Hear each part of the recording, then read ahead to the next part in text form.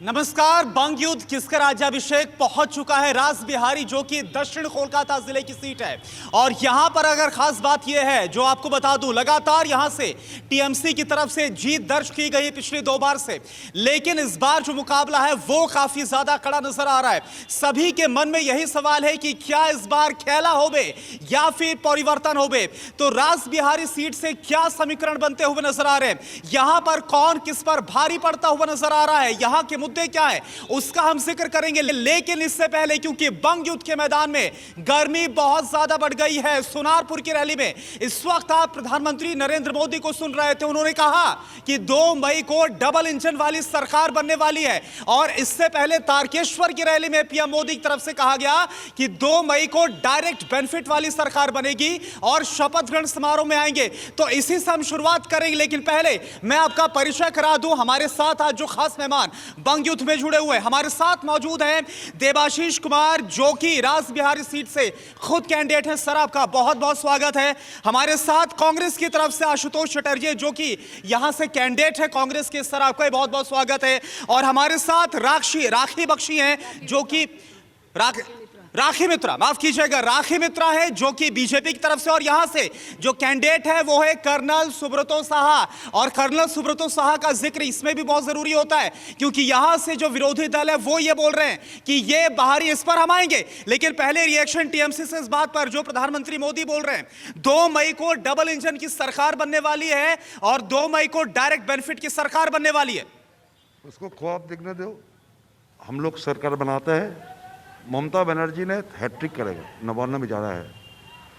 99 जाने के लिए जितना मेजोरिटी जाए, उसको जरूरत है, उसको मिल जाएगा। उससे कुछ बोलना नहीं है, यही बोलना है, ममता दी 3rd टाइम चीफ मिनिस्टर बन रहा है।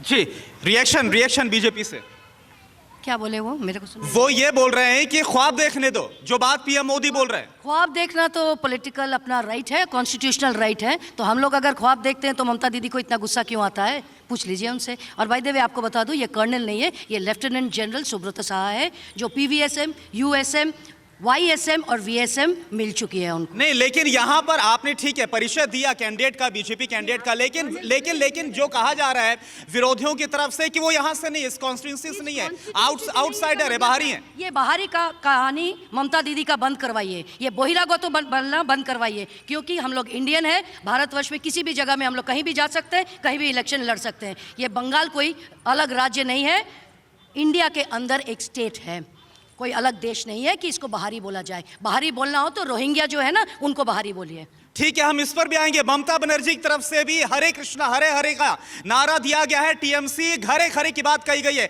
लेकिन इससे पहले इस पर एक रिएक्शन लूंगा कि ये जो लड़ाई इस वक्त नजर आ रही है टीएमसी बीजेपी की, इसमें आप कहां पर स्टैंड कर रहे हैं? देखिए, तृणमूल और बीजेपी तो एक ही दल है, बीजेमूल, ये सबको पता है। अभी आप बोल रहे थे खेला और क्या परिवर्तन। हाँ। देखिए, बात यह है कि बुलेट ट्रेन दिखा नहीं, डबल इंजन का सरकार कैसे आएगा, ये तो पूरा सा फार्स है टोटली।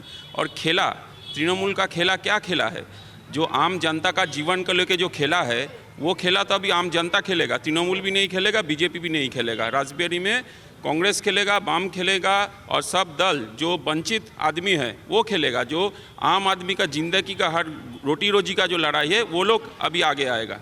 यही मेरा कहना है। ठीक है राखी जी, एक और बड़ी बात यह है कि ममता बनर्जी की तरफ से हरे कृष्णा हरे हरे का नारा दिया गया, टीएमसी हरे घरे की बात कही जा रही है।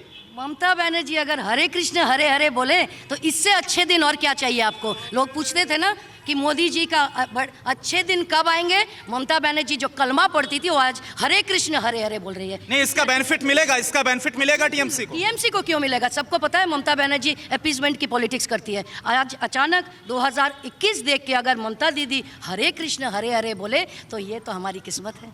ठीक है, रिएक्शन टीएमसी से इस पर क्या बोलिए?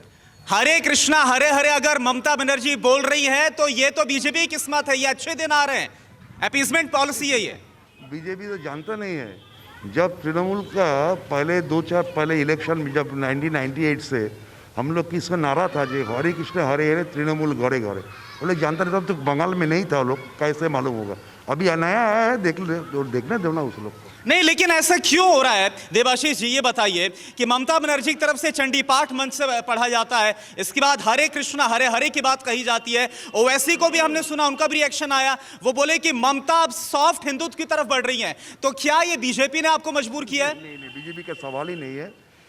अब आप लोग थोड़ा पूछ लीजिएगा एक बंगाल का आदमी से, ममता दी जब जहाँ दुर्गा पूजा काली पूजा उद्घाटन करते जाना है, सब जगह में वो स्तोत्र पाठ करते हैं, ऐसा नया कुछ नहीं है। जी अच्छा, एक और बात यहां पर ये बताइए, क्योंकि आपने देखा किस तरह से बीजेपी की तरफ से नारेबाजी हो रही है और जो ममता बनर्जी उनकी तरफ से नारेबाजी हो रही है। कांग्रेस क्योंकि यहां पर इस पूरे खेल में काफी फीकी क्यों नजर आ रही है, इस पूरी फाइट में काफी अलग थलग पड़ती क्यों नजर आ रही है? ये आपको शायद लगता होगा, आपका चैनल है, आपको लगता होगा फीका, जनता को तो नहीं लगता होगा। क्योंकि आपको मैं बताना चाहता हूँ, ये वोट आया, वोट का टाइम में धर्म का बात क्यों करे? रोटी कपड़ा मकान का बात कीजिए ना। जो एसएससी टेट में जो नौकरी नहीं मिलता है, जो हाईएस्ट अनएम्प्लॉयमेंट रेट मोदी ने दिया है भारतवर्ष को, इसके लिए बात करना चाहिए। आपका तो ना टीवी का नाम है TV9 भारतवर्ष, तो भारतवर्ष तो झूल रहा है मोदी का ज़माने में, तो इसके लिए क्यों नहीं बात करता? हर चीज़ का LPG से लेके सब चीज़ का भाव बढ़ा हुआ है, इसके लिए क्यों नहीं बात करता? ये कब कमाएगा? इसको बोलिए, मोदी को बोलिए, दीदी को बोलिए। ये जो इतना बड़ा स्लोगन लगा के घूम रहा है, स्लोगनबाजी से वोट नहीं होता। ये होर्डिंग का लड़ाई नहीं है, हक का लड़ाई है इस बार, ये जान लीजिएगा अच्छा से। जी अच्छा, ठीक है, यहां पर मैं जनता के बीच में भी आता हूं और इसके साथ साथ प्रधानमंत्री मोदी की तरफ से और बात भी कही गई। आपको कुछ बोलना है, बताइए। আমি তৃণমূল দাদা আর বিজেপির বোনকে বলতে চাই, আপনারা বলেন সোনার বাংলা গড়ব আর দিদি বলেন দুয়ারে সরকার। দিদি যদি এত কাজ করে থাকেন দুয়ারে हिंदी में दीदी बोल रहे हैं जो दुआरे सरकार में आने हैं, लेकिन इतना काम किया, दुआरे सरकार क्यों बोल रहा है? और बीजेपी की बोन को बोल रहा है सोनार बांग्ला गढ़ने के बाद क्यों बात किया? सोनार बांग्ला जो गैस का भाव बढ़ गया, जो चीज़ का दाम बढ़ गया, क्यों सोनार बांग्ला? आगे पहले इसको ठीक करना है तो सोनार बांग्ला करना। ठीक है, इस पर रिएक्शन बीजेपी की तरफ से राखी जी, ये बड़ा है मसला है, गैस के दाम तेल के दाम बढ़े और सोनार बांग्ला की बात बीजेपी बोल रही है। पहले वो बोली कि दुआरे सरकार क्यों, उसका जवाब पहले दे दो। 10 साल बाद सरकार दुआरे में आई है क्या मैडम? 10 साल बाद आई है ना सरकार दुआरे। আপনি আগে ফার্স্ট কোয়েশ্চেনটা করলেন 10 বছরের, पहली बात है। तो 10 साल में ममता दीदी ने, मैं आऊंगा आपके पास भी आऊंगा, मैं आपके पास आऊंगा, लेकिन जवाब लेने दीजिए ना बीजेपी से। आपने सवाल उठाया है, जवाब बीजेपी से। आ रहा हूं आपके पास। गैस का दाम क्यों ज़्यादा है? तो शायद 2011 में जब यूपीए के सरकार थी, उस समय भी गैस की दाम 1100 हो गई थी। ये टीएमसी वाले शायद भूल जाते हैं या इनकी मेमोरी लॉस होती है। एक बार पूछ लीजिए 2011 याद है कि नहीं, जब प्याज की दाम, हम लोग रायपुर में रहते थे, 80 रुपया किलो था, वो यूपीए की सरकार थी। पूछ लीजिए ममता बनर्जी उस समय क्यों नहीं आवाज उठाई थी। ठीक है, मैं इस पर आऊंगा, इस पर मैं आ रहा हूं। बंग युद्ध में बहुत गर्मी है, मैं समझ रहा हूं, दर्शकों में दिख रही है, लेकिन एक देखिए बड़ा अहम बात है, क्योंकि आज प्रधानमंत्री मोदी ने बोला है कि जो वाराणसी से चुनाव लड़ने की बात सामने आ रही है दीदी की, इससे ये बात साफ है कि ममता दीदी ने यहां से हार मान ली है, ये बात तो क्लियर है। वाराणसी से जब हुआ था ना कि नंदीग्राम में जो उसके बाद जो वहां पर सवाल उठाए गए थे, तो ये जब बयान दिया गया था कि ममता दीदी क्या प्रधानमंत्री मोदी की तरफ से कि कहीं और से चुनाव लड़ रही है, टीएमसी ने बोला था ना कि वाराणसी से चुनाव लड़ेंगी, तो इसी पर आज रिएक्शन आया। नहीं, आप लोग क्या बोल रहे हैं मालूम नहीं है। एक सेकेंड, बात पूरी करने दीजिए, उसके बाद आपके पास आ रहा हूं। बात एकदम कान खुल के सुन लीजिए। हाँ। ममता बनर्जी ने कहां से चुनाव नहीं लड़ेगा, जो नंदीग्राम में हो गया उसका वहां नतीजा भी ठीक हो गया। ममता बनर्जी ने नहीं, ये टीएमसी ने खुद बोला था जब सेकंड फेज का चुनाव पोलिंग हो रहा था, तो उसमें खुद बोला गया था टीएमसी की तरफ से प्रेस कॉन्फ्रेंस में कि जो सवाल पूछा गया कि ममता कहीं और से नॉमिनेशन फाइल करेंगे, तब बोला गया था कि 2024 में वाराणसी से नॉमिनेशन फाइल करेंगे। इसी पर आज बोला गया कि हार मान ली है ममता दीदी ने। नहीं, हार क्या मानेगा? अरे 2024 में जो वाराणसी में तो मोदी का खिलाफ में लड़ेगा बोला है, वो तो ये ठीक ही बात है। आज ऑल इंडिया पॉलिटिक्स में मोदी का अपोजिट फेस कौन होता है? तो ममता बनर्जी। यानी कि लड़ेंगे, आप ये बात बोल रहे हैं, ये कंफर्म कर रहे हैं ममता दीदी लड़ेंगी? ममता दी पार्टी से बोला है ना लड़ेगा। हाँ। तो पार्टी जो लोग प्रेस कॉन्फ्रेंस से बोली गई, ये बात ओपनली बोली गई। तो ठीक है, जब बोलेंगे तो मान लीजिए। अब ठीक है, हमको पूछना क्या है? ठीक है, यहाँ से कुछ और बात सामने आ रही है पब्लिक से, बताइए।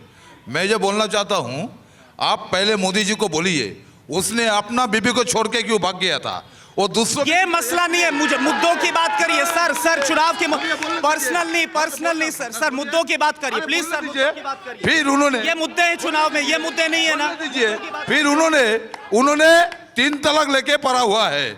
मेरा जो वक्तव्य है, उन्होंने निज अपने बारे में सोचा नहीं, दूसरों के बारे में सोचने चला। पहले तो उन्होंने देश को तो बेच दिया, कैसे बेचा? आज उन्होंने सोना का बंगला बनाने के लिए आए हैं।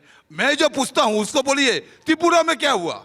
गुजरात में 90,000 चासी मर गया है, रिसेंट मरा है, वो क्या सोना बंगला नहीं? ठीक है, यहाँ से कोई और भी कुछ लोग बोलना चाहते हैं, फटाफट आपके पास आ रहा हूँ, फिर मेहमानों की तरफ भी जाना है। जी बताइए, आप हाथ उठा रहे बहुत देर से, बताइए।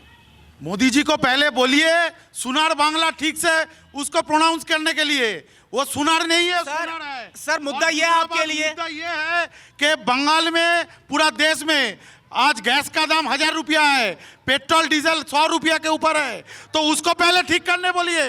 वो बांग्ला को क्या संभालेगा? देश को पहले संभालने बोलिए, पहले देश आप क्या बोल रहे हैं? आप क्या बोल रहे हैं? वो तो देश को बेचने जा रहे हैं, सब प्राइवेटाइजेशन करके देश को बेच रहे हैं, थोड़ी थोड़ी करके देश को हो गया। विष्णु श्रीवास्तव है, हम मेरा नाम यूपी का, खेला होगा हम लोगों का विश्व बांग्ला हो गया। और एक बात, वो जो अपीसमेंट की बात कर रहे हैं वो ठीक है, लगा, हाँ बताइए। जो आदमी अपना फैमिली को नहीं संभाल सकता है, अपना बीबी को नहीं संभाल, ये पर्सनल कमेंट नहीं, आप बताइए, अगर मुद्दे की बात है उस पर आप बात करिए। राममोहन विद्यासागरेर पर एकमात्र हिंदी में मैम। राममोहन और विद्यासागर के बाद एकमात्र ममता बनर्जी है जो बेटी के लिए काम कर रही है। चलिए, रिएक्शन और साथ साथ लगातार हम आपको सुनारपुर में जो रैली चल रही है, सर आपके पास भी आऊंगा, कांग्रेस के पास। ये रिएक्शन जो आपने सुन लिया, मुझे बताने की जरूरत नहीं है, आपने सुन लिया, इस पर आपका जवाब फटाफट। मैंने ये भी सुना कि आपने जब वाराणसी का प्रश्न पूछा किसी ने जवाब नहीं दिया। कोई बोल रहा था कि मोदी को बोलिए सोनार बांग्ला क्लियरली बोलना सीखे। तो एक मिनट, अगर दीदी वाराणसी में जब जाएगी तो दीदी क्या हिंदी बोलना आती है दीदी को? ना दीदी तब बहिरागत तो नहीं होगी, ये प्रश्न पूछ लीजिए। चलिए, और साथ साथ ये भी दिखा दें, आप इस वक्त तस्वीरें देख पा रहे हैं, हावड़ा में इस वक्त ममता बनर्जी रोड शो कर रही है, वो तस्वीरें भी लगातार हम आपको दिखा रहे हैं। ये बताइए कि यहाँ पर तमाम बातें कही जा रही है, बीजेपी को लेकर सवाल उठाए जा रहे हैं, फ्यूल प्राइसेस से लेकर गैस प्राइसेस, तमाम चीजों का जिक्र किया जा रहा है। आप, क्योंकि कांग्रेस अपनी जमीन को एक बार फिर से पाने की जब आप कोशिश कर रहे हैं, तो आपके मुद्दे क्या है? देखिए, बंगाल तो डॉक्टर विधान चंद्र राय का ज़मीन है, कांग्रेस का ज़मीन है, ये सबको मालूम है। बात ये है कि देखिए, कौन हिंदी बोलने जानता है, कौन हिंदी नहीं बोलना, जो बांग्ला जानता है। मेन चीज़ तो मैं कह रहा हूँ कि रोटी कपड़ा मकान का बात कीजिए ना, क्यों नौकरी नहीं हो रहा है, बात कीजिए ना। जो नौजवान घर में, शिक्षित नौजवान पढ़ाई करके घर में रो रहा है, उसका बात कीजिए। ये राइट्स का बात है। और जब चुनाव आता है, सबको धर्म, सबको भगवान याद आ जाता है, सबको अल्लाह याद आ जाता है। याद आना चाहिए तो आपका घर में जो बेटी है वो पढ़ाई करके क्यों घर में बैठा है, वो तो पहले याद कीजिए। और जनता जनधन जो बैठा है, जनता और नौजवान सबको पता है कि ये जो बेरोजगारी का, भूखमरी का जो बात चल रहा है, आपको सोचिए तो एक सरकार चला रहा है मोदी, जो कृषक है, जो फार्मर्स है, उनको मारा जा रहा है, पीटा जा रहा है। ये कहाँ का ये सरकार है? ये कैसा सरकार? ये तो सर्कस है पूरा। ये सर्कस अभी बंद होना चाहिए, साफ साफ बंद हो जाता है। लेकिन वही मोदी बोल रहे हैं कि अगर उनकी सरकार आती है तो किसानों को जो डायरेक्ट बेनिफिट है सम्मान निधि से मिलेगा। ठीक है, मैं आपके पास आऊंगा, अब मैं आपके पास आ रहा हूं। देखिए, एक चीज बहुत यहां पर इंटरेस्टिंग हुई है, संबित पात्रा की तरफ से एक वीडियो ट्वीट किया जाता है और उसमें नंदीग्राम का वो वीडियो है जिसमें ममता बनर्जी, जिनके पैर में चोट लगी है, उस पैर का वीडियो, आपको शायद से पूरी खबर पता होगी, इस पर क्या रिएक्शन होगा आपका? उस वीडियो के साथ यह बोला गया है कि वो जो पैर हिला रही है, मूवमेंट है, उससे पता चल रहा है कितना दर्द है उनके पैर में। क्या उन लोग को कंफ्यूजन है? चोट, उसका जो चोट लगा है उसमें वो लोग का कोई डाउट है क्या? तो उसका डाउट होने सकता है, वो हॉस्पिटल में चला जाएगा, क्लियर हो जाएगा क्या है नहीं है। डॉक्टर उसको तो डॉक्टर का सर्टिफिकेट है, उसका रिपोर्ट है, MRI है, देख लीजिएगा क्या है कि नहीं है। ठीक है, आप राखी जी इस पर कुछ बोलना चाहेंगे? क्या बोले कि वीडियो जो संबित पात्रा की तरफ से वीडियो ट्वीट किया गया, उसकी डिटेल मुझे बताने की जरूरत नहीं है, उसी पर उन्होंने बोला कि जो देखना है हॉस्पिटल में जाइए, डॉक्टर्स के पास पूरी डिटेल है। हॉस्पिटल क्यों जाए? क्योंकि आपकी तरफ से मुद्दा ये भी बहुत बार बनाया जा रहा है। वीडियो दिख रहा है कि जो टूटी हुई पैर है वो ममता दीदी कूदा रही है। अगर हमारे पैर में थोड़ा भी दर्द हो ना तो दूसरा पैर उठाना मुश्किल हो जाता है उसके ऊपर, ये समझ लीजिए। कोई भी पैर में अगर दर्द हो, हिलाना तो दूर की बात। ठीक है, यहाँ से हाथ उठाया जा रहा है। मैडम, आप कुछ बोलना चाहती हैं? मेरा सवाल तृणमूल के देवाशीष दास से है।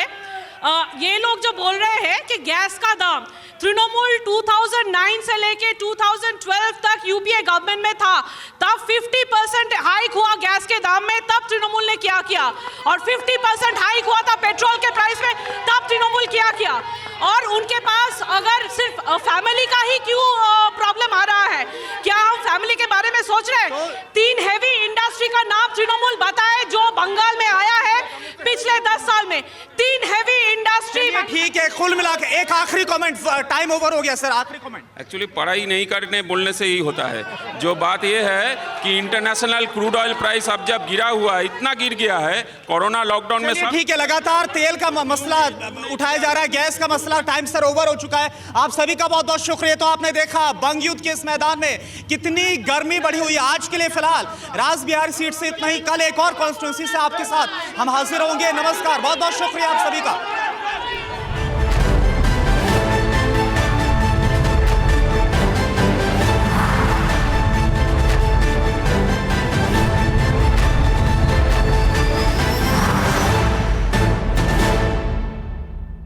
फिक्र आपकी, सोमवार से शुक्रवार रात 9 बजे सिर्फ TV9 भारतवर्ष पर।